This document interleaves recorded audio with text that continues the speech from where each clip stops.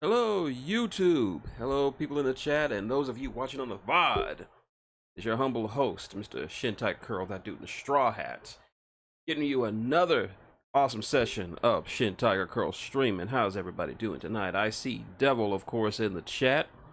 And if you're still watching in the chat, say hi, make yourself known. Sit down, and hopefully we'll have some great times in the next hour to 2 hours tonight. As, of course, we'll be reading chapters 20 and 21 of New World, as we're about to be at the midway point of the Battle of Castle Dracula. But before we get to that, time to get out your guns, lock and load, because it's time to shoot the shit. And of course, can't talk about shooting the shit unless we're talking about perhaps the biggest news story of the day. Story that has got me smiling from ear to ear, smiling like the Joker on Joker Toxin. Donald J. Trump has been found guilty on all 34 charges of his hush money trial. According to my mom, the deliberation took about 11 hours from what I saw on CNN, and my mom said that she actually turned off CNN because it seemed like the judge was going to send them home for the day.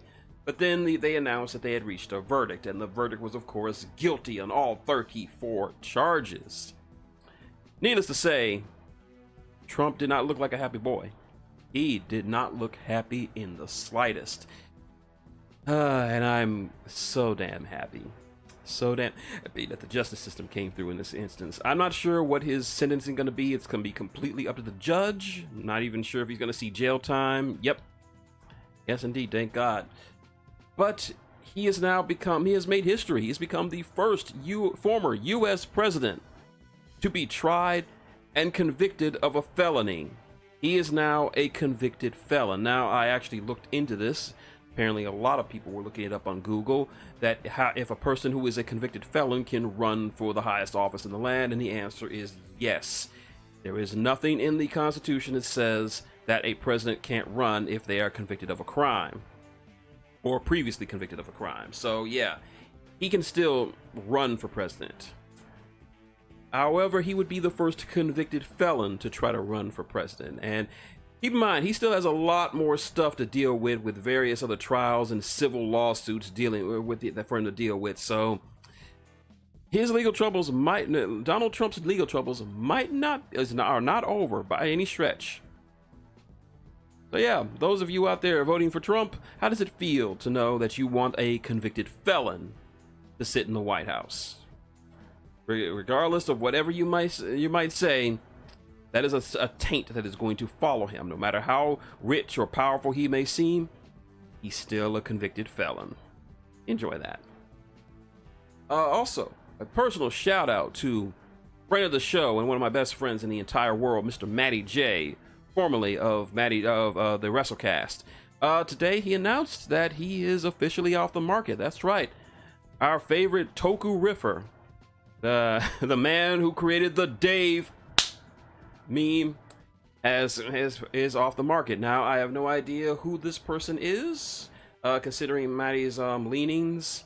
It could be a man, woman, or anyone else in between. I'm not going to dig too deeply into it unless he feels like telling me. I'm just saying my congratulations to him, and Devil in the chat gives his congratulations as well. Very well noted, and I'm glad. I'm so damn happy. So I'm just happy to see folks around me just being their best self. I was happy for Pugsley after she found a man and she jumped the broom, and also celebrating a 2-year wedding anniversary. Or is it wedding anniversary or the anniversary that they met? I can't remember, but they've been together for 2 years, married. So I'm happy for Pugsley, and I'm happy for you, Maddie. So even if you're not on the chat or in the or if you're watching on the VOD, congrats, man. You deserve that happiness. There's that. Also, of course, we're talking about AEW Dynamite last night. Lots of things going on as we're on the road to Forbidden Door. Swerve Strickland successfully made his defense of his AEW title against Killswitch, and then proceeded to cut off his ponytail because what's good for the goose is good for the psychotic gander, which is Mr. Swerve Strickland. As if you haven't heard, Adam Copeland unfortunately broke his tibia bone in his leg, and unfortunately he will be out for a while. No one knows exactly for how long. So unfortunately, he had to relinquish the TNT title. The New Elite were originally going to give that title straight to the scapegoat Jack Perry for pinning the American Dragon Bryan Danielson, but Christopher Daniels came out saying that not only was he reinstated as part of the AEW backstage committee, but he was also a temporary EVP. So he stated that for the next couple of weeks there will be several eliminator matches to qualify to compete for the TNT title, with the winners going on to Forbidden Door to face off in a ladder match. Woo, considering what's going to go down. And the first of those qualifying matches will take place tomorrow on Rampage, featuring the Don Callis family's very own, the Alpha Konosuke Takeshita, taking on Pento El Zero Miedo. Should be a banger. Also, let's see. Speaking of Don Callis, he offered an extended contract to Orange Cassidy, who he's been scouting for weeks upon weeks on end. And of course, Orange Cassidy said, "Fuck you, hell no." Chris Statlander continues for the start of her heel run, joining with Stokely Hathaway, and then Orange Cassidy gets utterly. Oh, that's okay, man. LPH, it happens. Well, welcome to the show. Welcome back, LPH. And then Orange Cassidy gets Pearl Harbored by none other than Trent Beretta, who now has joined the Don Callis family. I am loving this heel run with Trent. He has really allowed him to stretch his legs. He is a very underrated talent, and I'm finally glad he's getting some shine. Mercedes Moné celebrates her victory over Willow Nightingale as the new TBS champion, only to be interrupted and attacked by none other than Sky Blue, who revealed herself to be the person who attacked her months ago. And so last night they had an impromptu match. Mercedes Moné's Dynamite debut against Sky Blue, and they had an excellent match. I can feel the women's division already getting better by the day. Loving it. Just love it. It seems that Brian Keefe, Greens Point, Texas's own Brian Keefe, has joined up with the Learning Tree, Chris Jericho. And it seems that Samoa Joe has joined forces with Hook. Wouldn't be the first time someone related to Taz will be joining forces with Samoa Joe. Jon Moxley successfully defended the IWGP World Heavyweight Championship from Rocky Romero, despite only having one good arm. And he's going to he's going to be busy. He is going to be wrestling everywhere. Jon Moxley's a machine. No doubt about it. And of course, in the main event, we had a Casino Gauntlet Battle Royal to find out who would face Swerve Strickland at Forbidden Door for the AEW title. And I gotta say, the Casino Gauntlet match, I think this might be AEW's signature multi-man match. If you don't know what that is, the Casino Gauntlet match is similar to the Royal Rumble. There is a set number of people. We don't know how many. We don't know who all is in it. So it starts off with two wrestlers. At set intervals, another wrestler joins in. Now, unlike with other battle royals, there is no over-the-top rope eliminations. The only way the match is sudden death. First pinfall or submission gets you the victory. And we saw a lot of faces in there, a lot of great ones. Most notably, got some from CMLL, but most notably, we had two from New Japan. One being the roughneck, the straight shooter himself, Jon Moxley's surrogate son, Shooter. Barely recognized him, but he looked awesome out there. And the other being Leo Rush. That's right. And before anybody makes any Leo Rush quits jokes and stuff like that, he's been wrestling for New Japan for at least a year now, and he's been tearing it up. So it's fine to see him there. Hopefully we'll see more of him at Forbidden Door, because it's fucking Leo Rush. So after one of the crazy ass event, it would be Will Ospreay, the new international champion, claiming his second gauntlet match win to become the new #1 contender for Swerve Strickland's title. So, a first set match for Forbidden Door pits Swerve Strickland versus the aerial assassin Will Ospreay. I think this might be the first ever champion versus champion main event where we've had, where the AEW champion faces off against the TNT champion. I have to look back in it, but I could be wrong. I might be wrong, but that's okay. But yeah, it's looking good. It's looking very, very good. Also, in other news, apparently, NXT is doing a lot with TNA Wrestling. As next week, their women's champion will face off against none other than the TNA women's champion, Jordynne Grace. And making his NXT debut is none other than the smiling bandit himself. What's his face? God dang it! I'm derping on him. Hold on.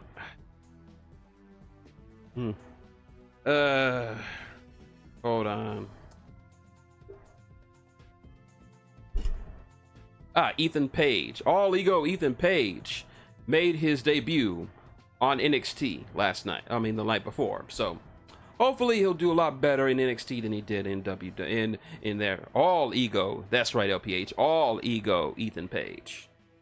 Love Ethan Page. Love him. I still do. So yeah, there's a lot to look forward to this. Lot to look forward to. Let's see, what else is there to talk about in terms of wrestling? Will Ospreay has gone on record and stating that he asked Tony Khan to hire none other than Scott D'Amore. Yes, that's Scott D'Amore. Like, if you didn't know, Scott D'Amore, former wrestler and mostly manager of one of the greatest factions in TNA history, Team Canada, or at least their version of Team Canada. He was the president of an on-screen authority figure and backstage booker for TNA Wrestling, and the man credited with single-handedly pulling TNA out of the doldrums and to become the legitimate brand that it has become to this day. And then, of course, the higher-ups at Anthem decided it was a good idea to fire him for no reason. This is hence why me and the Rift Down crew are not been watching TNA for about, not to say that it sucks, but just as a protest about Scott D'Amore's unfair firing. Now, as for his future with AEW, I have to say, Tony Khan, if you were smart, get Scott D'Amore. The guy is worth everything. You might not get no in-ring work from him, but goddamn it, the guy could make the behind the scenes so much better. Like, you need the help. Everybody knows it, that he's just overrun and overstressed with running everything back there, and Scott would be a perfect addition for that. He would make everything on the production side and the booking side so much smoother, because Scott D'Amore is a fucking genius and he deserves more shine than he gets. So listen to the Billy Goat, TK. Get Scott D'Amore. Let's see what else. Also, in news that really makes me sad for life, if everyone doesn't know, Rings of Power Season 2 is about to come out in a couple of months. And Vanity Fair released several stills of a character that is going to be introduced into the show. And unfortunately, how that character looks makes me sad-faced. Because the character in question is going to be none other than fan favorite Tom Bombadil. For those of you who are not into Lord of the Rings or Lord of the Rings lore or don't know who he is, Tom Bombadil appeared in like 2 chapters early on in Lord of the Rings. He was a man. We don't know what kind of man he was. He was taller than a dwarf, but shorter than a man.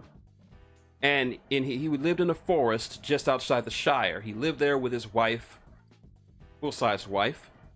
And he had absolute power in that forest. Like, he could sing and make the trees do whatever he wanted. He had power over the ring itself. Like, he could make the ring shrink or expand. He could make it vanish in thin air. Hell, when Frodo put the ring on, Tom could see him.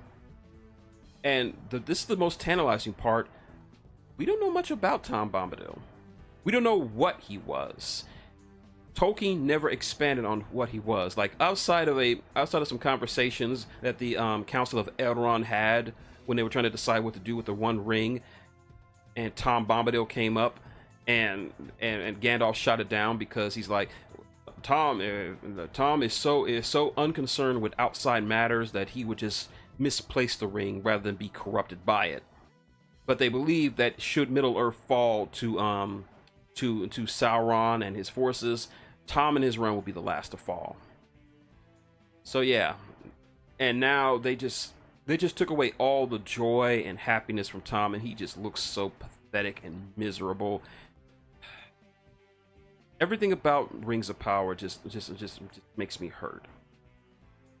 It just feels like the showrunners are trying to say, oh, we can write Tolkien stories better than Tolkien himself. They do that by butchering his source material and completely ruining what he was going for with his stories, and turning some of his just leave him alone. Yeah, exactly, Double. Just leave him alone. Keep him an enigma. That's what makes him so popular. We don't know much about him. In fact, that's one of the prime sources I based The Stranger on. I based a lot of his mystery around Tom Bombadil. And so that hits somewhat personally home for me, that you're willing to screw over a popular and mysterious character just because you can. Yeah, I heard. Yeah, I need to really catch back up with The Boys. Yeah, at least The Boys are still watchable. At least X-Men 97 is still watchable. At least we got House of the Dragon coming back, and House of the Dragon was great. And I'm not even really that big of a Game of Thrones man myself, but even I enjoyed House of the Dragon. I still enjoy it. And this next season is going to be so damn good, and I'm looking forward to it. Coming out next month. Fingers crossed. Yes, yes, yes, yes. All right, that's been 26 minutes. I think that's enough shooting the shit for now, so put your guns away. So now I think it's time for us to get to the good stuff. Time to get to the good stuff. And that good stuff, it's some more New World. All right, let me just pull it up right quick. All right. Oops, that's Discord. All right. All right, time to do my Dragon Ball Z. Last time on New World, Rhys Fode had an intense sniper duel against Captain Crow, which resulted in her victory, but left her severely injured and leaving her life in the hands of Thorgan Riffall. Meanwhile, the biggest bout of the entire battle took place, as LaRue and Groose had a absolute knockdown, a drag-out meat fest to do battle with each other, resulting in the pirate meeting his end at the hands of the Sasquatch. Yeah, My Adventures with Superman is also doing good. Yeah, I'm gonna definitely watch some more of that. I love My Adventures with Superman. This is good stuff. So anyway, out of the way, it's time to move on, and this one is gonna be particularly satisfying because of who's gonna be involved in this particular fight. As we move on to Chapter 20. The Battle of Castle Dracula, Part 5. Akira versus Willis. Akira pushed the massive iron door into the safe room open. Using his night vision, he quickly surveyed the room. It was devoid of all other life. Satisfied, he switched on the lights. The room was simply furnished with a large bed, a decent-sized refrigerator, some monitors, and a few weapons scattered about the walls. This room was designed to allow for anyone inside to survive for several weeks without contact from the outside world. A safe room in every sense of the word. All clear. Get in here, brat, he called out. Elandra flowed into the room and took in her surroundings. A bit different from what I remember. The weapons are new. Of course they are. I had them added a few months ago, just in case. I'm such a worrywart puppy. I was right to be worried, or haven't you noticed the big battle taking place up there? The princess reached up and pinched his cheek. Of course I noticed. Don't think I'm ungrateful. Besides, you heard the elf friend of your uncle's. The captain of the pirates is dead. True, he said. But this mess won't end until the Bathories are dead or caught. although for some of them I prefer dead. She walked further into the room and noticed the rapier on the wall. Well, hopefully things will calm down up there, and I'll be less nervous when Dawn gets down here. What's taking her so long? I'm sure she's fine. She's got some good bodyguards with her, and Akira stopped mid-sentence and snapped his head towards the door. His face turned intense as he poked his head out into the hall that led to the rest of the Colosseum. Elandra stayed quiet as she watched his actions. She heard him sniff the air and knew something was off. Someone's down here. Her hair stood on end. Maybe it's Dawn. He shook his head. No, it's not her. Not human, anyway. One of the recruits? No, it's not a lichen. It's a vampire. And I know this scent. She could tell by the dark tone of his voice that about the identity of the intruder. She didn't want to ask, but needed to be sure. Willis. He snarled deeply and more predatory than she had ever heard before. It frankly scared her to hear him like that. Where did they find us? We never said anything over the comms. I don't know, but I do know one thing. He's alone. I don't smell anyone else. So what do?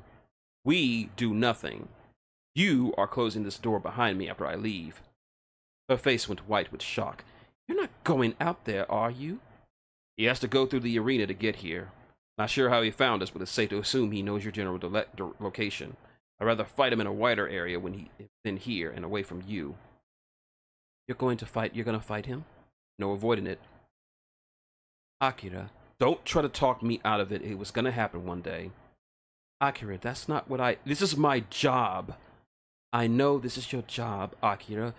Then let me do it, you dumb brat! He turned on his heels and began to walk out of the room. Akira Barbosa. Akira froze in his tracks. This was the first time in 5 years of being her guardian that she ever called him by his full name. Not his first name or that silly pet name of hers. He slowly turned around and saw her face. She was devoid of the playful flirtatiousness that she had for him. Her face was serious, with a small tinge of worry. He turned around fully and said in the most professional voice he could muster, "Yes, Highness." Elandra extended her arms towards him. "Come here." Like an obedient canine, he obeyed and advanced. When he was close enough, she tenderly placed her palms on either side of his face. She got on her tiptoes and lightly pressed her forehead to his. He closed her eyes and soaked in her scent, as if to remind him what he was fighting for. He was so close, she could hear his heartbeat. It was powerful and soothing. For her, the safe room did not matter. As long as she had him, she would be safe anywhere on Earth. Then she would have liked to have kissed him at that moment, but now was not the time for such feelings. Then she spoke with all the authority her position allowed her. "Listen to me carefully. As Princess of the Grand Vampiric Empire, I, Elandra Tepish Dracula, give you 2 orders. First, you will eliminate any and all threats to the crown in any manner you deem. And second, you are to return to me alive.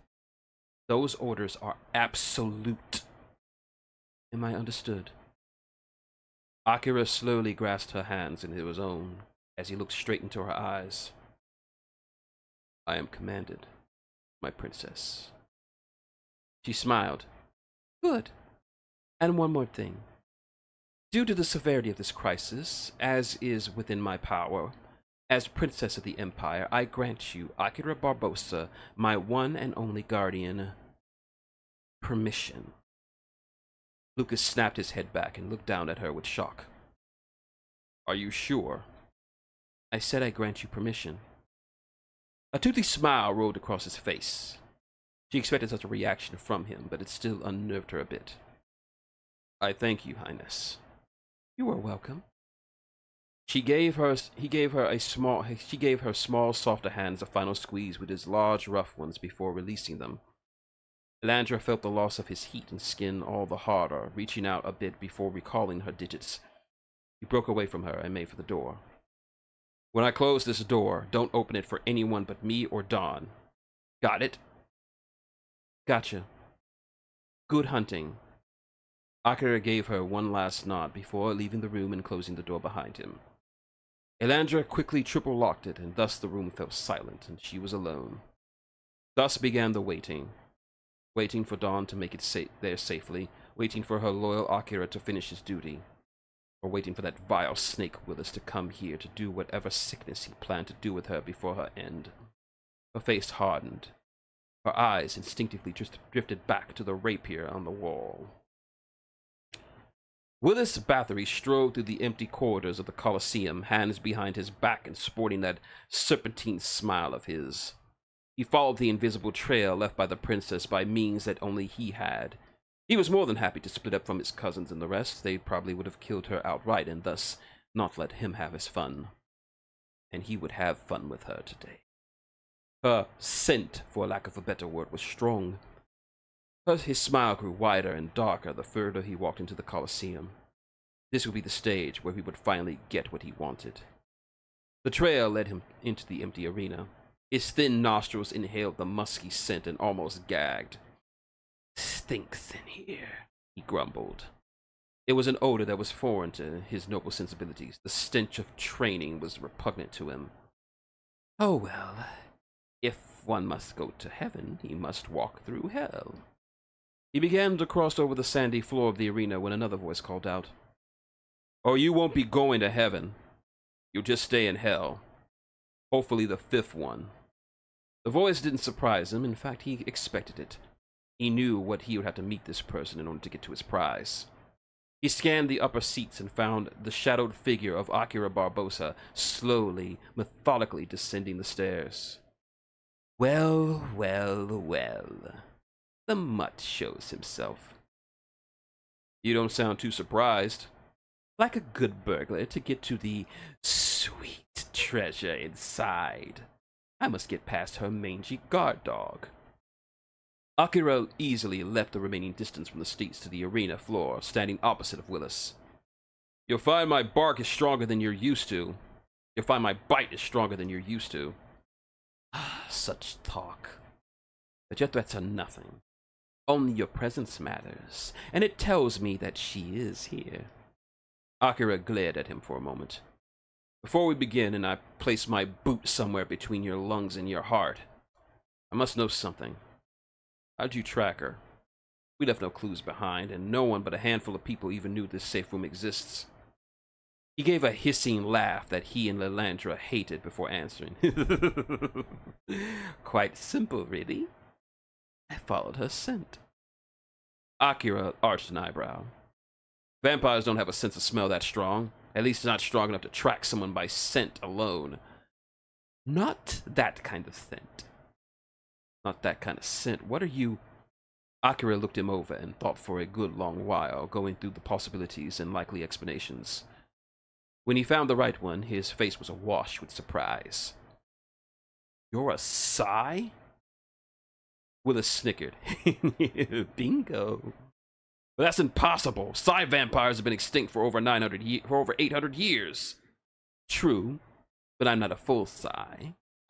My great-grandmother was one of the last Psy vampires recorded in Imperial history. My particular branch of the family has had some psychic ability. I myself have very few real powers, but I can track a person's psionic signature if I focus hard enough. It's not particularly useful most of the time, but in times like this, when I really want to find someone, it pays off. Then some. Just when I think I couldn't find you any creepier. Oh, don't be jealous. We all have our gifts. Jealous? Oh, I'm far from it. I couldn't be happier. And why is that? Akira gave a toothy grin, that toothy grin from earlier. Because now I can kill you and not have to worry about your noble status getting in the way. That is funny. More so because I feel the same way. His hissing laugh turned into a sneer.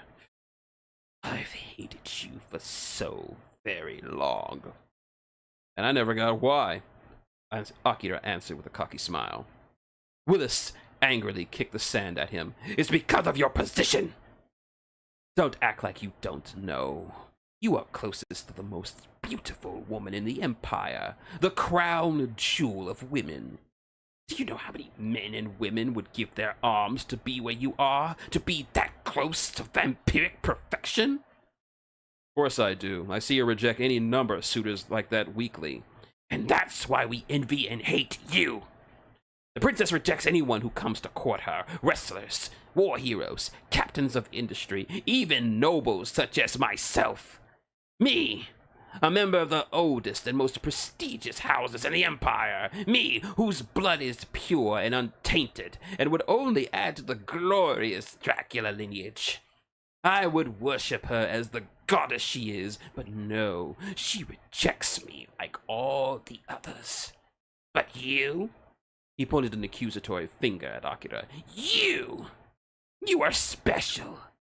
She looks at you the same way we all look at her, with eyes filled with lust, with wanting, with desire.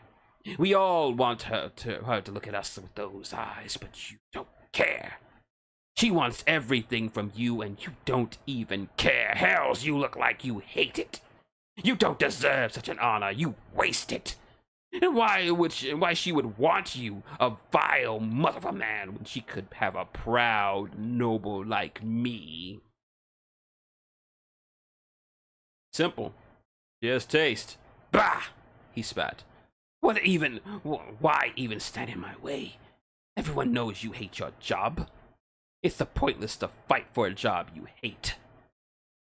Akira stared at him, thinking over his question. It's true. I don't really like this job. Since I was a kid, all I ever wanted to be was a cop, like my grandfather, my father, and my uncle. I did everything I could to get out of this, but I was still picked. Then why? Just because I hate this job doesn't mean I hate her. Willis looked up at him with a withering smile. Ah, I see. The dog has fallen for his master's charms. Does she know of your feelings? My feelings for that brat are not important at this time. What is important are her orders. Eliminate any and all threats to the crown, and right now, the Lycan swiftly removed his trench knives from his back pockets and took a stance. You fit the bill as a threat. I guess words are no longer needed. Willis removed a slaver that hung from his back. Come here, Mutt. Time to put you down.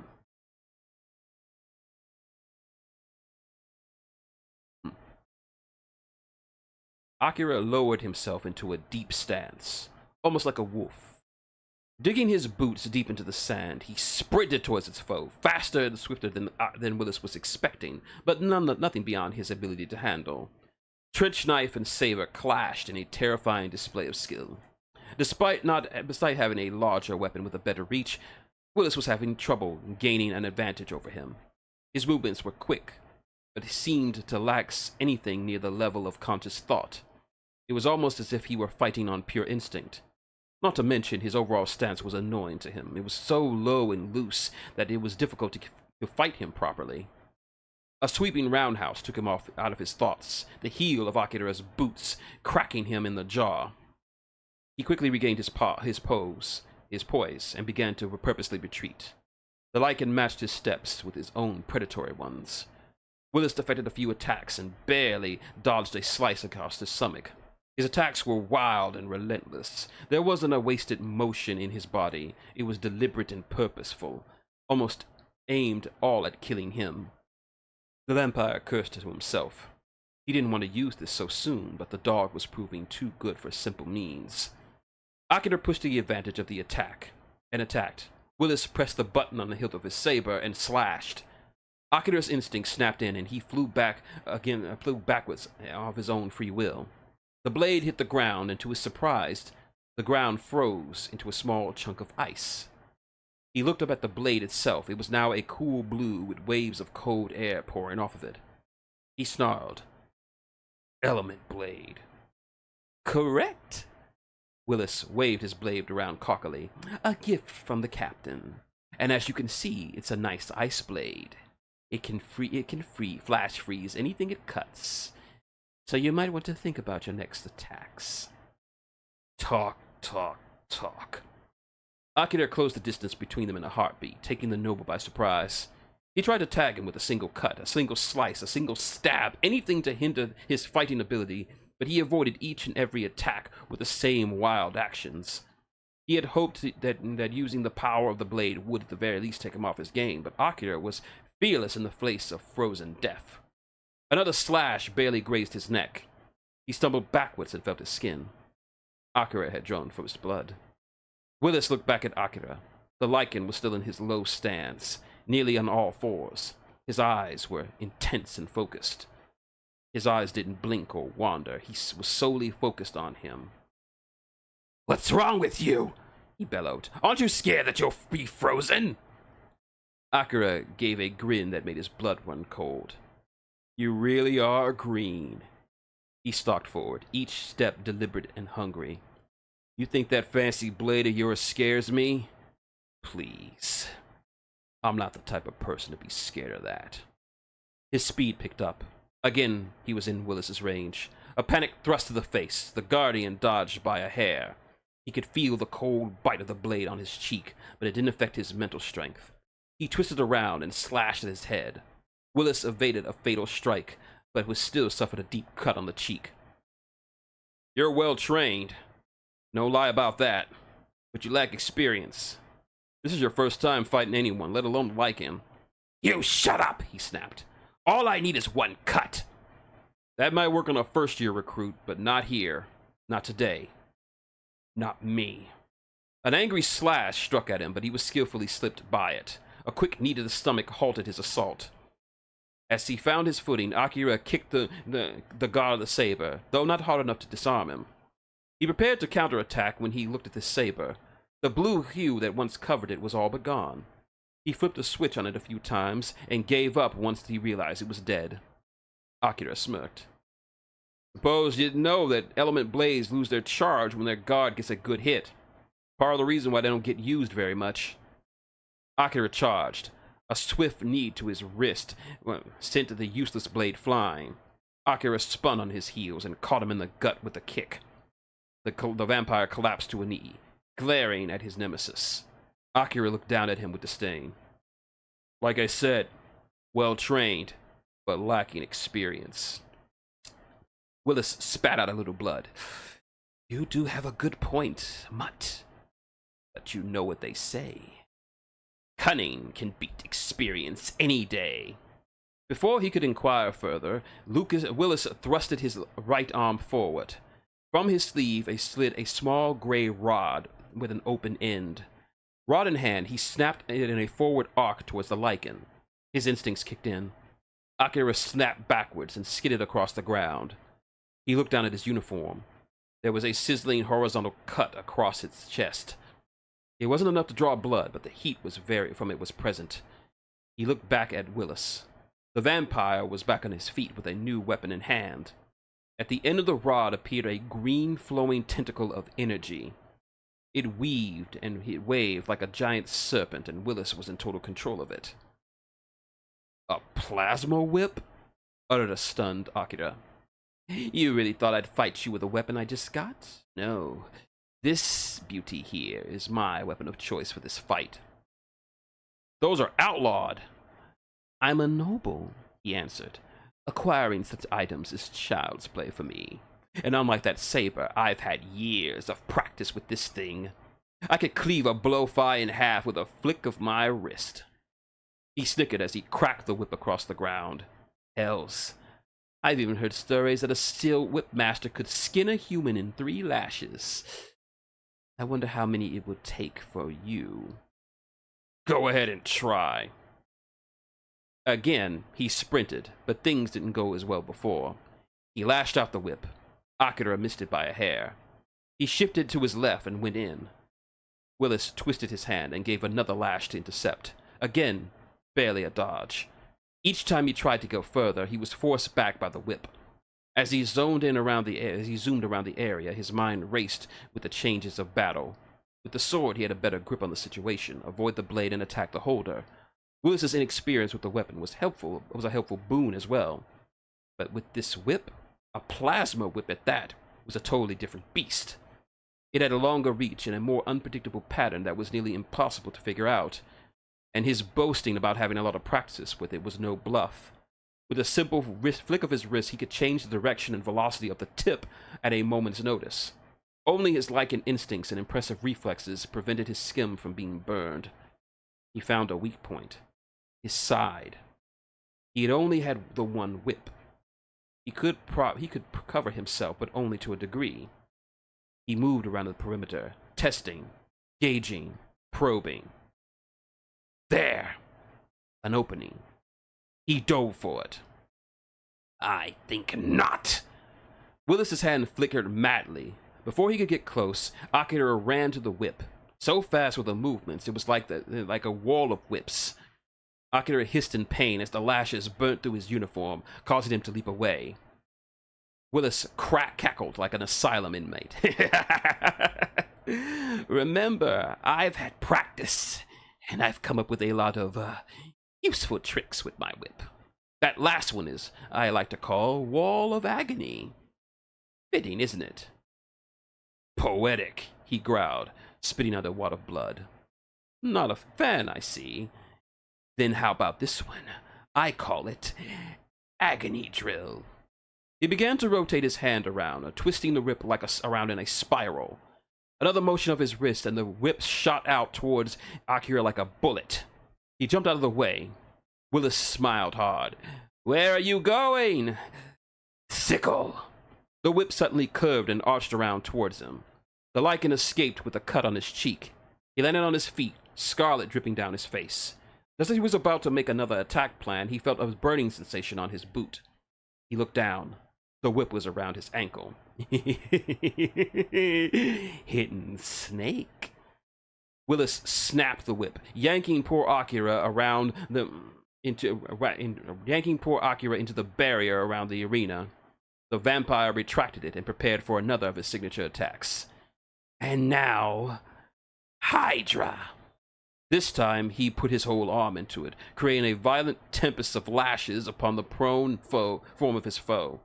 Akira screamed in torment, turning himself into a ball to shield himself from the pain. After a few dozen lashes, Willis called off his attack, cackling at the bleeding form of the guardian. How does that grab you, mutt? He taunted. I hope you're still alive. I have dozens of little whip tricks I could show you. So get up. I haven't had enough fun yet. He pulled at his whip, readying for another assault. He frowned when he felt it resist him. He jerked it hard, but it would not yield. At first he thought it snagged it onto something, but as the dust cleared, he was stunned at the truth. The whip was wrapped firmly around the arm of Akira. He smiled through the obvious pain he was enduring. Surprised? Akira growled, spitting, a bit of spit popping from his mouth. Willis couldn't process why or how he could do this. Akira snapped to his feet and dashed forward, whip still around his arm. With his main weapon tied up, he was now helpless. Willis stepped back, the fear of death plastered on his face. Akira loved that look and was going to engrave that look into his mind for the remainder of his days. That is, if it didn't suddenly turn into that disgusting snake smile. Fooled you! He flicked his left arm out, and from his sleeve slid another gray rod. Like the other, he activated it, and lashed Akira in the chest. His instincts were far too slow to react. He howled as the second whip sliced through his uniform and cut across his broad chest. He tumbled to earth, clutching at his bleeding chest. Willis freed his first whip and circled around his opponent. I mean, really. You don't bring one trench knife to a fight, do you? Did you really think I'd bring only one whip with me? Akira couldn't speak right away as he was muted by the pain.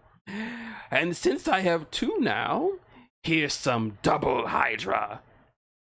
Akira nearly blacked out from the searing of his flesh as the whips rained down hot torture. He screamed so loud that he was sure Elandra heard him from the safe room. The vampire whipped his plasma vines around his neck and arm and tossed him airborne. His frenzied glee burning his countenance, he slammed the lichen back down to earth. He recalled his lashes as Akira lay coughing and groaning in the small crater in the ground. "How you doing there, mutt?" he mocked as he recoiled his whips. "Still alive, I hope. My fun hasn't ended yet." Akira pulled himself up, his clothes in tatters and bloodstained.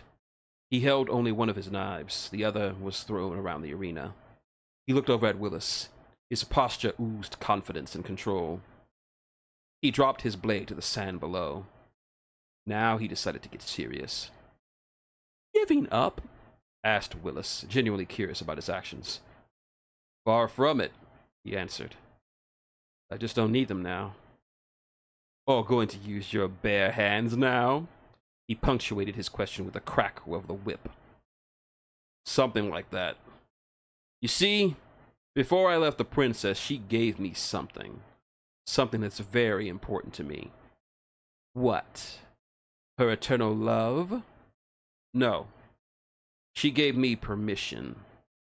"Permission? Permission to do what?" "To do this." A rumbling growl escaped his lips. His eyes became steely and hard. His teeth began to grow and elongate. Willis saw bones snap and pop. His skin stretched and expanded. His muscles enlarged and grew. He understood now. The princess had given Akira the ultimate permission, something that lichens were only allowed to do in the most extreme of situations. He was granted permission to transform. Akira released a titanic roar that rivaled Groos's from earlier. His body began to grow in size, ripping his uniform to rags. His face extended forward like a wolf's, his teeth turning into sharp fangs. His ears stood to high peaks. As his muscles grew, he began to be covered in dark black fur. His nails turned into pointed claws. His boots exploded as his feet pulled up, leaving him on the balls of his feet. All of his wounds from before began to slowly heal up. When it was all over, he looked nothing like his human appearance. His was that of pure, predatory choler. Willis had seen pictures and hollow images of transformed lichens, but this was his first time seeing one in person, in the flesh. He felt fear. No, it was something deeper than fear. He couldn't put a word to it. Not even in the old tongue had a word for how he was feeling in the face of this beast. Finally, Akira spoke. His voice was deep and thick with barely restrained bloodlust. "Now, come on." On all fours, he darted straight for the frightened vampire.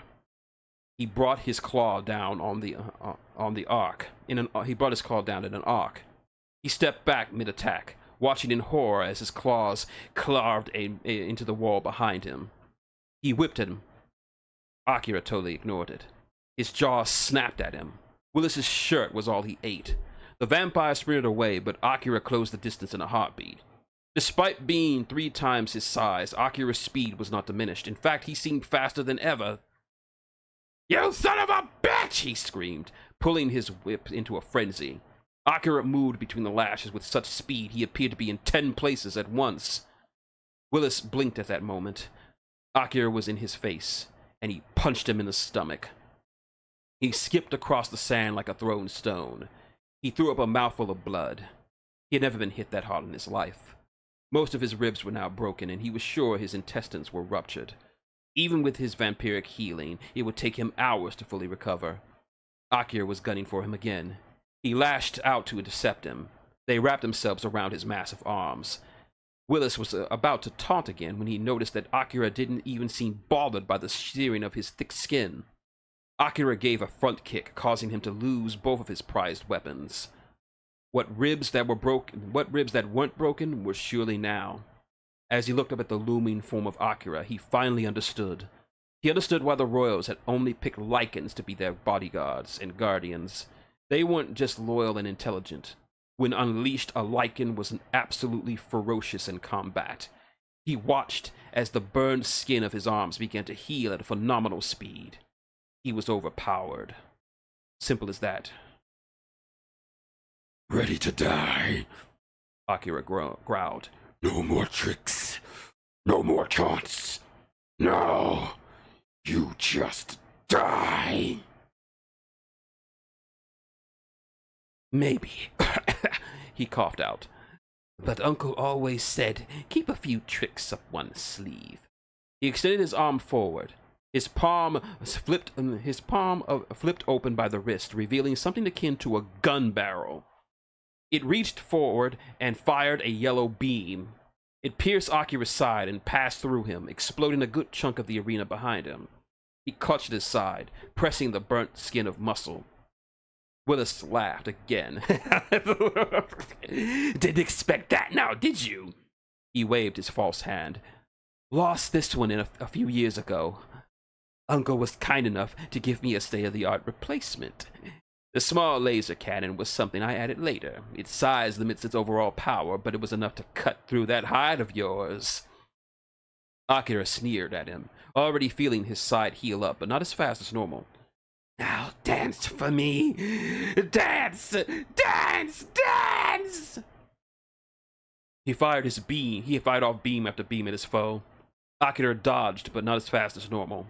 He was still healing, but luckily, Willis was getting too wild with his shots. Wild.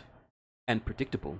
He didn't need to go too fast. His speed was just enough to keep him ahead of the laser shots. Then he found an opening. He ramped up his speed just enough to get through the defenses and right into his face. With another powerful punch, Akira bent the barrel. He clawed his face. Willis scrambled backwards as he was now half blinded from the attack. Summoning all of his Lycan strength, he slashed at his chest with both hands, ripping the top apart into shreds. Afterwards, Akira felt concerned. He felt clothing and knitting tear before his claws, but no flesh. He felt something totally different from what he was expecting. He took a moment to think, and a moment was all Willis needed. Gotcha, he muttered. His fake hand snapped back into place, and from the top of his wrist shot a 2-foot-long blade. He jumped at Akira and stabbed him in the shoulder. There was nothing after the first few seconds, nothing to feel. Then, unimaginable burning.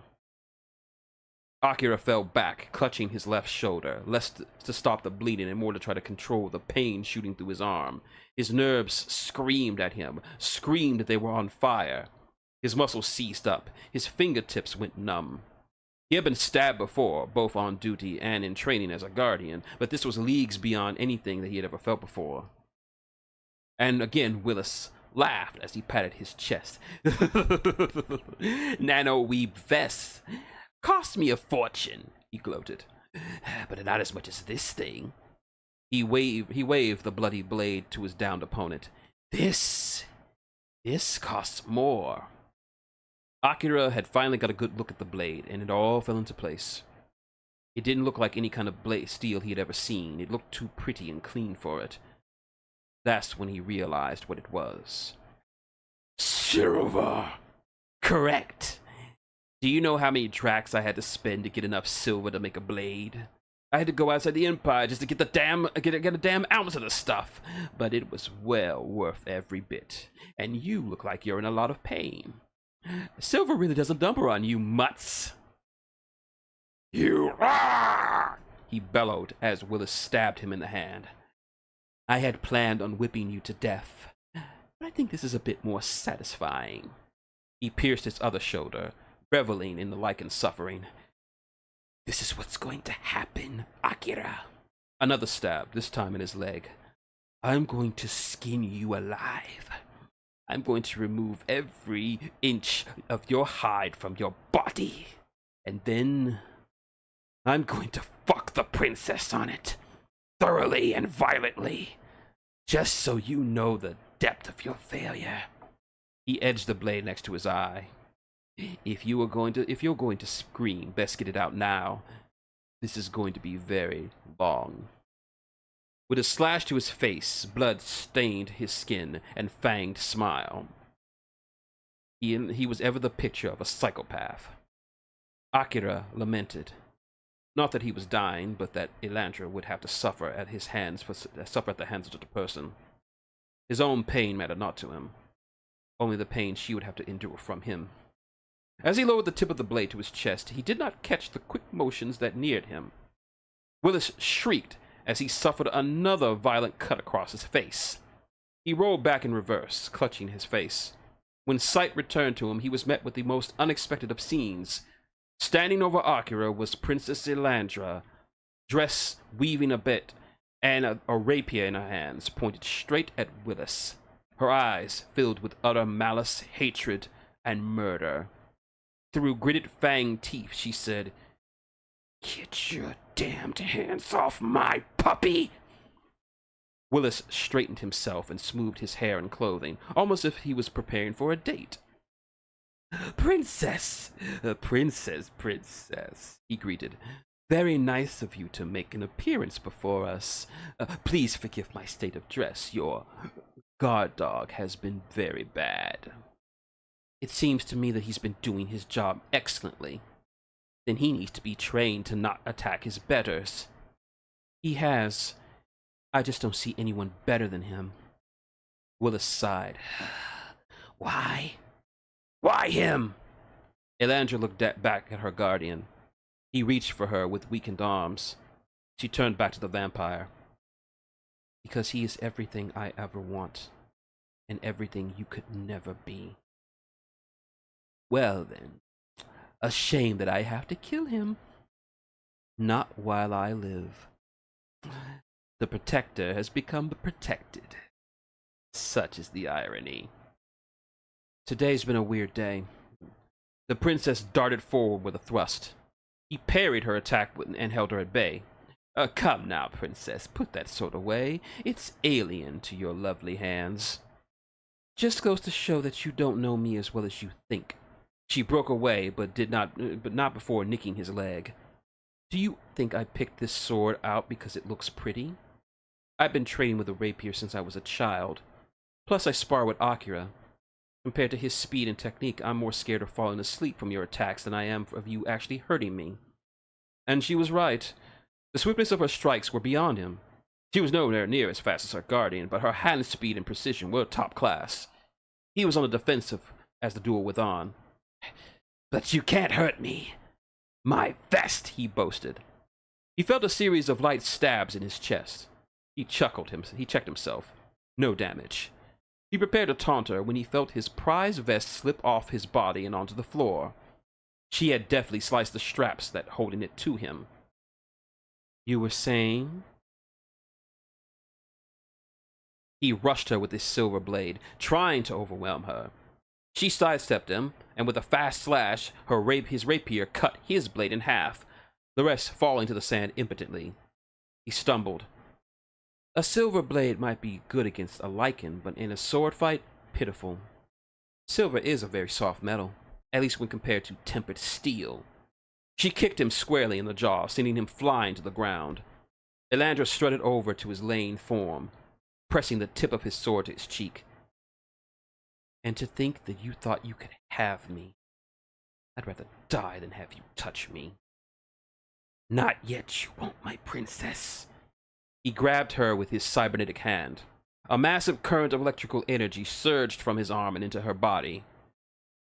Elandra yelped from the energy flowing into her body, jerking backwards. Her body was limp, but her consciousness remained intact. Willis snickered as he climbed to his feet, his metal arm hanging by his side. Battery discharge. Normally it's used for maintenance purposes, getting rid of excess juice before charging the power cells. Also a handy weapon. I can't move my arm anymore, but it did its job. The vampire pressed a few buttons on his arm, causing it to dislodge from his body. He stood triumphantly over his fallen victims. "You bastard," she said, trying to will her body back to normal. "Oh, I will get to you, my dear. But first..." He limped over to the broken silver blade and picked it up. I have a promise to keep. Elandra's eyes bugged out. She knew what he was planning. Dear Makers, no! Leave him alone! Here, boy. Time for your medicine. Please! Spare him. I'll do whatever you want. Don't kill him! You will, my dear. But as long as he's alive, you will have the spirit to fight me. And I don't feel like fighting right now. No! No! Damn you! She begged, but her pleas fell on deaf ears as he stalked slowly towards him. Finally, he stood over the weakened form of the Guardian, growling defiantly at him. If it makes you feel any better, I'll make sure she is satisfied before I send you to her. Akira turned his head to Elandra, eyes blinking rapidly. He grunted and huffed as if he were trying to say something, but couldn't form the words. Akira? He plunged the blade deep into his chest. Akira didn't scream. He only gasped for air as the metal sunk deep into him. He clawed at his foe, but his strength was rapidly departing him. Elandra gave a choked sob as he saw his body go limp. His breathing ceased, and his struggling petered out. Willis reached down and felt for a pulse. There was none. Well, that was a lot of trouble. Elandra sobbed bitterly as she reached for his corpse, as if willing her arms to stretch across the distance and touch him one more time. But her will left her as she watched his eyes go dead. Willis pulled the blade out and threw it as he looked back over his prize. And now, my dear, the spoils of war.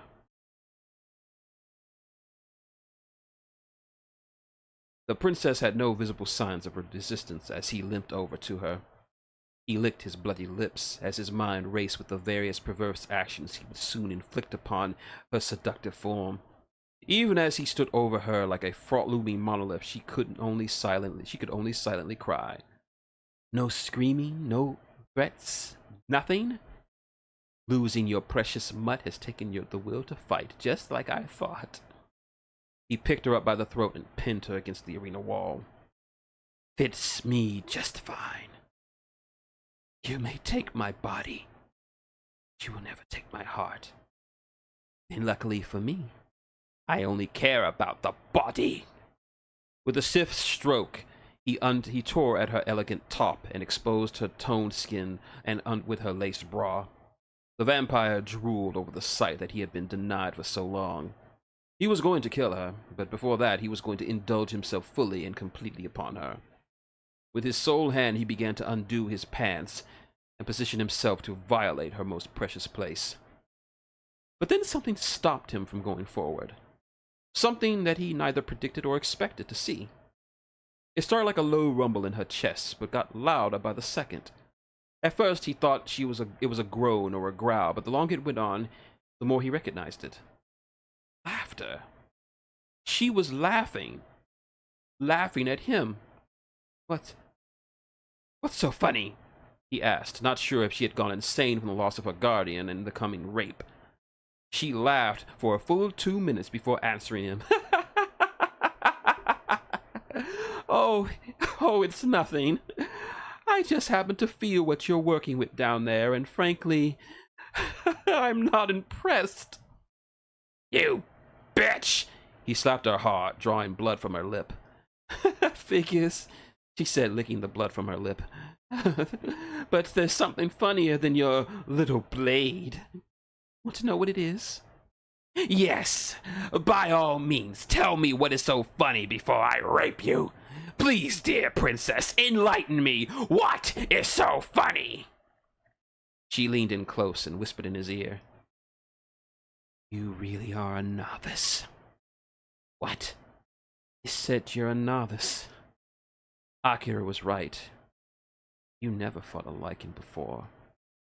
His back burst into a shower of blood as he felt the telltale marks of claws in his skin. A pair of jaws clamped down on his shoulder, ripping into his muscles and bone. He was rattled wildly in the air before being tossed to the ground intensely like a bag of trash. Covered in his own life fluids, he glanced back up at his former victim and was taken aback by the scene before him. Standing proudly in front of the princess was an injured but still very much alive Akira. Elandra struggled to her feet, but was aided up fully by Akira. He looked down at her in concern in his beastly eyes. She waved him off his worries and touched his face, her own worry overcoming her. Fine, he grunted out, even though he was clearly not as strong as he wanted to show. Elandra saw this clearly and squeezed his hand out of gratitude. But I killed him, Willis sputtered out. Yes, I can understand your confusion. But like any good dog, Akira knows how to play dead. Willis's face was awash with confusion. Elandra explained. Lycans in their transformed state have a very unique talent. They can move their internal organs around a bit, not by much, a few inches here or there. But it does help to avoid fatal wounds and such. If you had any experience fighting Lycans, you would know this, but again, you are a novice. You, he gave a bloody cough. You planned this. To a degree, admitted Elandra. That rapid blinking he was doing earlier was a coded message, something he insisted I learned years ago. He knew you'd go for the quick kill on him, and then turn your attentions to me. If you had taken your time and killed him slowly, this wouldn't have worked, but you, being the arrogant novice you are, had to have me all to yourself. Not to mention using a blade like yours. You would have been better off using liquid silver or silver nitrate. Solid silver is good for causing pain, but not killing. You are a cunning novice, Willis. But still just a novice. Panic rose in Willis's body. He had no more tricks or secret weapons to fall back on. He tried to stand, but his legs would not obey him. He was crippled from the waist down, thanks to the Lycan's sneak attack. There was no turning back for him.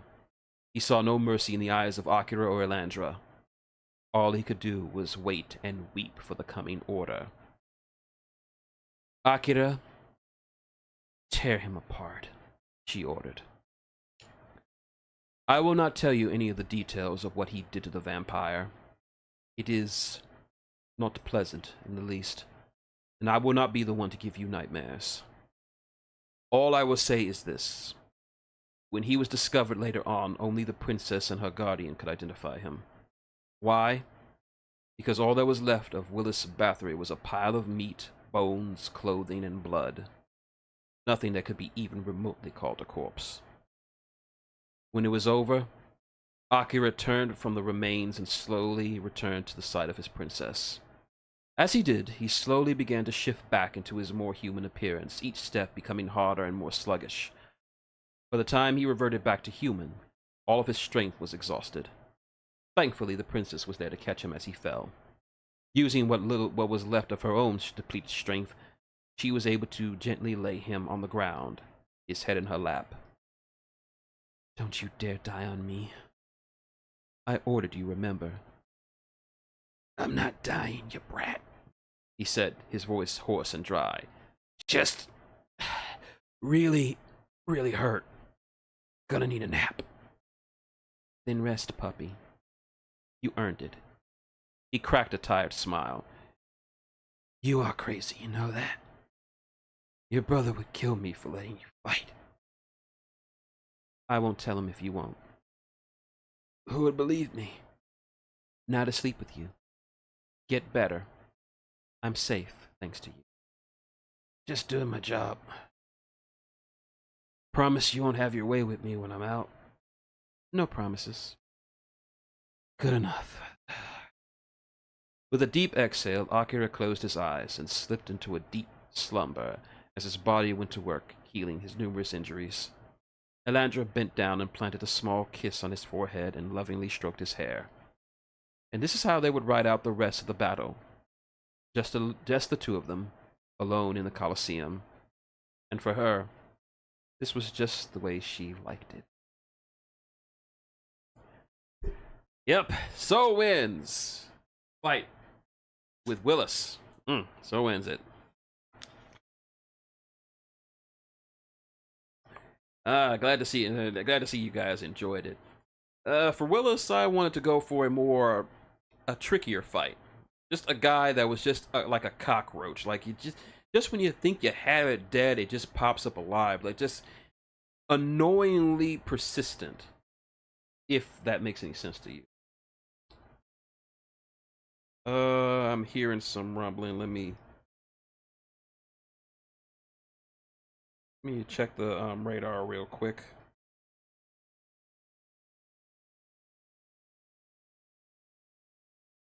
Come on. Damn ads. Sorry, I'm checking the weather on my phone.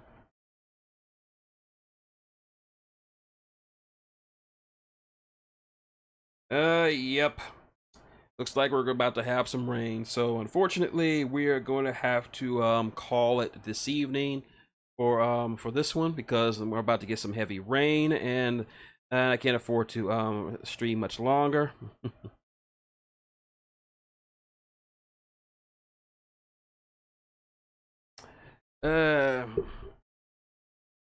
Oh yeah, almost went. That's cool, man. If you want to do another one, just hit me up. You already know what the deal is. That was cool. I'm glad you liked it, Mike. But yeah, we're gonna have to call this one a pretty much short. I know I want to do 2 chapters tonight, but like I said, I just heard some rumbling and I checked the radar, so it looks like we're about to get a lot of rain, a big storm coming through, and I won't be able to finish the next chapter before the storm hits us. So, and I'm not even sure if we'll still have power, so I don't want to cut it off right in the middle of it.